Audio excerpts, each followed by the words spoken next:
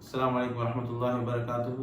எங்களுக்கு தெரியும், நேற்றைய தினம் 2025 உயர்தர மாணவர்களுக்கான பரீட்சை பெறுபவர்கள் வெளியாக இருக்கு.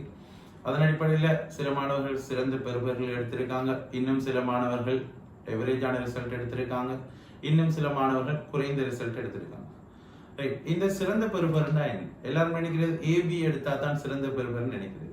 ரைட், அவங்கள தான் என்ன செய்யறது, சோசியல் மீடியாவில் போட்டு எல்லாரும் விஷ் பண்றது, கங்க்ராட்ஸ் பண்றது, சோசியல் மீடியாவில் பெஸ்ட் ரிசல்ட் சொல்லி போடுறாங்க. உண்மையிலே எது பெஸ்ட் ரிசல்ட்? ஒரு மாணவன் கஷ்டப்பட்டு படிச்சு எடுக்கிற அனைத்து ரிசல்ட்டும் பெஸ்ட் ரிசல்ட் தான் உண்மையிலே. ஏன்னு சொன்னா, ஒரு ஏ எடுக்கிற மாணவனை விட சில மாணவர்கள் கஷ்டப்பட்டு படிச்சு 3S 3C எடுத்த மாணவர்கள் இருக்காங்க. அப்ப அது கூட பெஸ்ட் ரிசல்ட் தான். சில நேரங்கள்ல 3F 3 பாடம் ஃபெயில் எடுத்த மாணவன் கூட கஷ்டப்பட்டு படிச்சு ஏழாம ஃபெயில் எடுத்திருக்கான், அது கூட அவனுடைய பெஸ்ட் தான். எல்லாரும் என்ன செய்யறாங்கன்னா, ஏபி எடுத்த மாணவர்களை மட்டும் சிறந்த பெறுபவராக கருதி என்ன செய்யறாங்கன்னா, அவங்களுக்கு விஷ் பண்றாங்க, அவங்களுக்கு வாழ்த்துறாங்க, அவங்களுக்கு வழிகாட்டல்கள் செய்யறாங்க. ஆனால் கஷ்டப்பட்டு படிச்ச இந்த குறைந்த ரிசல்ட் எடுத்த மாணவர்களை வீட்டிலையும் நண்பர்கள் மத்தியிலையும் இழிவாக கருது. உண்மையிலே நாங்க என்ன செய்யணும்னா, அவர்களுக்கு சிறந்த வழிகாட்டல்கள் காட்டணும், அவர்களை தட்டி கொடுக்கணும், அவர்களை விஷ் பண்ணணும்.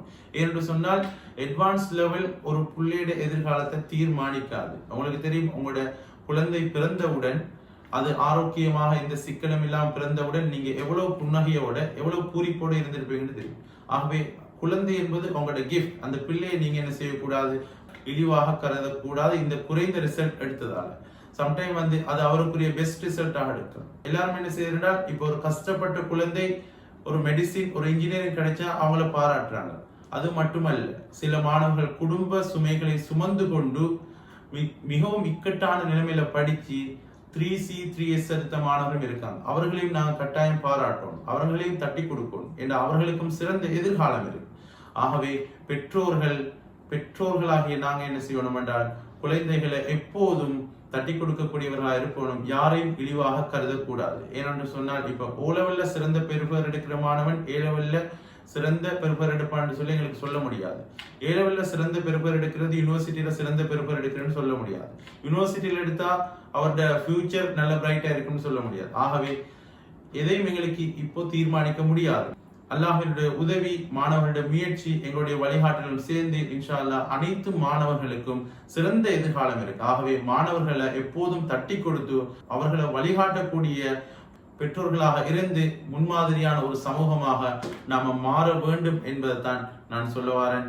யாரையும் இழிவாக கருதாதீங்க, எல்லாமே பெஸ்ட் ரிசல்ட் தான். உங்களோட மாணவர்கள் கஷ்டப்பட்டு படிச்சு எடுத்தது, ரைட், அதுக்கு பெருமதி இருக்கு.